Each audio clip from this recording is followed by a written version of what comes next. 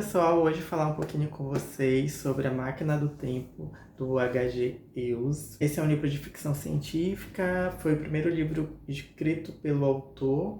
Antes disso ele já escrevia alguns contos, alguns ensaios para jornais. É um primeiro livro de ficção científica em que a gente tem a construção de um tipo de objeto construído por seres humanos com o intuito de mexer no tempo, assim, né? De provocar uma deslocação no tempo. Esse é um livro bem interessante, principalmente no seu início. Na verdade, no seu início ele é muito interessante porque ele traz à tona a perspectiva de uma teoria que o autor coloca e que existia na época, assim, sobre 4 dimensões: a dimensão da altura, da largura, da espessura e do tempo. Eu acho que é algo assim, eu posso estar enganado sobre as 3 colocações, uma das 3. Mas assim, a teoria era de que a gente pode ir para a esquerda, para a direita, subir e descer dependendo de certos maquinários, né, como elevador. A gente pula, né, pula e desce, mas se a gente construir uma máquina, né, a gente pode prolongar esse tempo que a gente controla essa subida e essa descida. E segundo o autor, né, o narrador da história, o viajante no tempo, também seria possível construir um maquinário que pudesse fazer esse controle do passado e do futuro,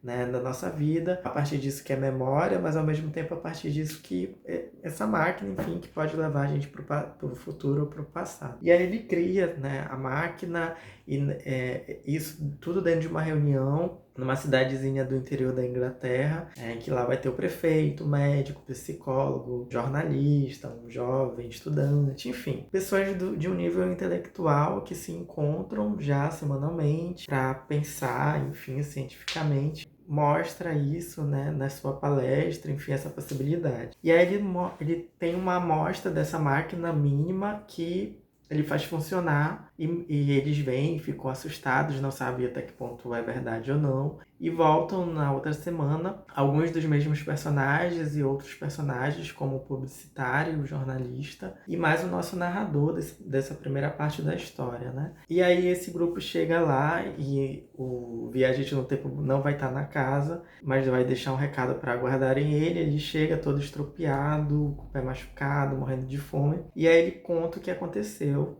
né, que ele fez essa experiência de viajar no tempo e ele foi para o ano 8000 tarará, e o que ele encontra nesse outro mundo distópico, que é apocalíptico, mas também que não necessariamente, pelo menos num primeiro momento, é um mundo muito perfeito. Ele encontra seres humanos muito pequenos, que nem crianças, que mal falam, riem o tempo todo e não tem senso de perigo. E aí ele imagina que essas pessoas no futuro, e que o mundo ele criou um nível tecnológico de avanço e de harmonia em que esse nosso instinto de sobrevivência, de perigo, de medo, foi se acabando. Então chegou num mundo tão perfeito em que as pessoas não tinham essa sensibilidade e ao mesmo tempo não tinham desenvolvimento intelectual. É como se a gente tivesse avançado tanto que a gente começasse a regredir intelectualmente por encontrar um mundo que não nos exigisse esse tipo de trabalho, né, de desenvolvimento. Então houvesse um tipo de retrocesso de intelecto mesmo, enfim. E aí ele percebe isso, né? E aí a máquina do tempo desaparece, ele não sabe o que aconteceu, fica esse mistério.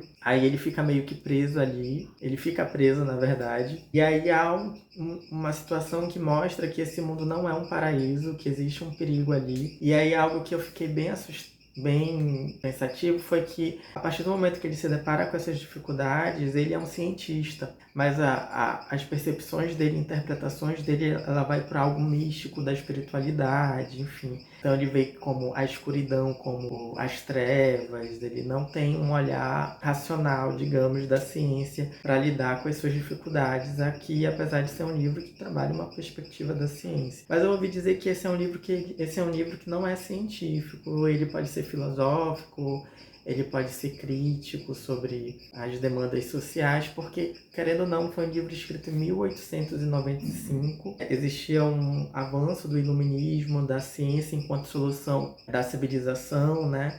E, de certo modo, é o que ele critica aqui. É algo que vai ser bem pontuado futuramente, depois da Primeira Guerra e da Segunda Guerra Mundial, que não é a racionalidade, não é a ciência que vai dar conta de resolver todas as dificuldades da humanidade. Antes era Deus, né? E aí veio o iluminismo, mas aí com o tempo a gente percebe que não é isso que vai resolver as vidas das pessoas, né? Não é a razão, não é a ciência. E aí, de certo modo, é o que ele vai criticando aqui na Máquina do Tempo. Então, assim, pra mim, a primeira parte da história ela é bem legal, ela é bem cativante, é um livro que vai rápido, um capítulo vai engajando o outro. Mas depois as soluções que ele vai dando, assim, pra esse mundo distópico que ele cria são muito inverossímeis. Tu vê várias falhas que não convencem, enfim. Nessa edição a gente tem um pós-fácil do autor que fala que foi muito imaturo, que ele escreveu esse livro no momento que ele estava com dificuldade financeira e que a primeira parte do livro ele já tinha pronta, que realmente é a melhor parte, e a última parte ele escreveu às pressas para terminar,